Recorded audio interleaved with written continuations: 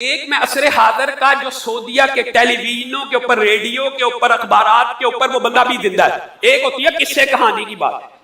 اس شخص نے اپنا واقعہ بیان کیا، مجھے خواب آئی اور خواب میں مجھے باقاعدہ طور پہ ایک موبائل نمبر بھی بتایا جاتا اور ایک شخص کا نام بتایا جاتا، اس کو عمرہ کروا۔ ایک دن خواب آئی، 2 دن آئی، خواب آتی چلی جا رہی ہے۔ میں امام مسجد معبر جو ہوتے ہیں تعبیر کا علم جاننے والے، ان سے خواب کی تعبیر ضرور پوچھنی چاہیے۔ اس کے پاس گیا تو معبر نے مجھے کہا، جو تجھے خواب میں نمبر آیا کیا وہ تو مجھے بتا سکتا ہے؟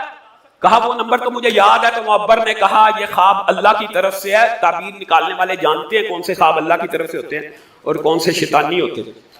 اگر تجھے نمبر یاد ہے تو اس نمبر کو ڈائل کر، کیا حرج ہے، عمرہ کرا بھی دے گا اگر اس شخص کو تو نیکی ہے۔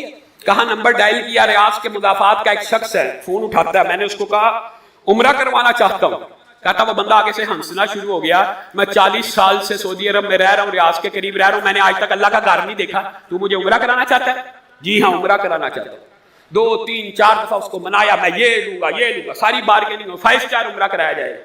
اس کو عمرہ کروا کے وہ شخص فارغ ہوا تو واپس اس کو ریاض ایئرپورٹ کے لیے الوداع کرنے کے لیے، جدہ چھوڑنے کے لیے جانے لگا تو وہ شخص کہتا ہے، اور وہ شخص جو ٹی وی پہ بیان کر رہا ہے، ریڈیو پہ بیان کر رہا ہے، وہ قصہ کہتا ہے میں نے اس کی شکل بھی دیکھی، میں نے اس کے انداز و اطوار بھی دیکھے، کوئی نیک متقی عبادت گزار بندہ محسوس نہ ہوا، لیکن مجھے یہ سمجھ نہیں آئی اللہ تعالیٰ مجھے حکم دے کے کہہ رہا ہے اس کو عمرہ۔ خیر اس نے کہا کہ اب میں نے 40 برس تک عمرہ تو نہیں تھا کیا، اب یہاں سے جا رہا ہوں، مجھے 2 رکعت نماز پڑھنے دے، پتہ نہیں زندگی میں پھر موقع ملتا کہ نہیں ملتا۔ کہا 2 رکعتوں کی نماز کی نیت کی، آخری سجدے میں پہنچا، سجدہ لمبا لمبا لمبا لمبا، کہا میں نے اس کو ہلایا، ادھر ہی گر گیا، روح پرواز کر چکی ہے۔ خانہ کعبہ کے اندر عمرہ کر کے کوئی گناہ باقی ہوگا؟ بتائیے۔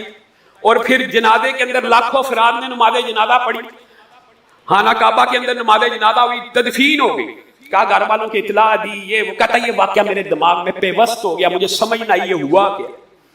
کہا پھر یہ سارے امور سے فارغ ہو کے میں اس کی بیوی کو فون کیا کہ میں آپ سے ملنا چاہتا ہوں۔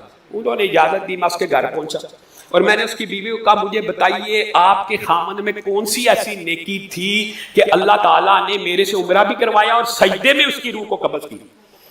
وہ عورت کہنے لگی کہ مجھے اس کی کوئی نیکی یاد نہیں، اور میں اگر آپ کو سچ بتاؤں تو نمازیں بھی کبھی پڑھتا تھا کبھی نہیں تھا پڑھتا، سگریٹ بھی پیتا تھا، کوئی عبادت گزار نہیں تھا۔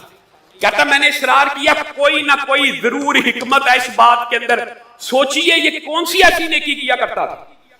کہتی ہے سوچتے مجھے کہنے لگی ہاں ایک نیکی میرے ذہن میں آ گئی ہے اور مجھے لگتا ہے یہ اسی وجہ سے وقع۔ کیا نیکی؟ کہا جب بھی اپنے گھر میں اپنے بچوں کے لیے راشن لاتا تھا، سامان لاتا تھا، سامنے ہمارے ایک بیوہ رہتی ہے، اس کے لیے بھی اتنا ہی سامان لاتا تھا، اس کا دروازہ کھٹکاتا تھا اور اس کے دروازے کے باہر رکھ دیتا تھا، کہتا تھا یہ جیسے میرے بچوں کے لیے ویسے یہ ان یتیم بچوں کو بھی کھلا دینا۔ کہا وہ بیوہ عورت ہمیشہ 30 سال اس کا یہ عمل رہا ہے، ہمیشہ ایک ہی دعا اس کو بدلے میں دیتی تھی، اللہ تیرا خاتمہ بالخیر فرمائے۔ لوگوں کی دعا آپ نے کیا سمجھی ہے؟ اللہ کی قسم لوگوں کی دعا لینے سے خاتمہ بالخیر ایسے ہو جاتا ہے۔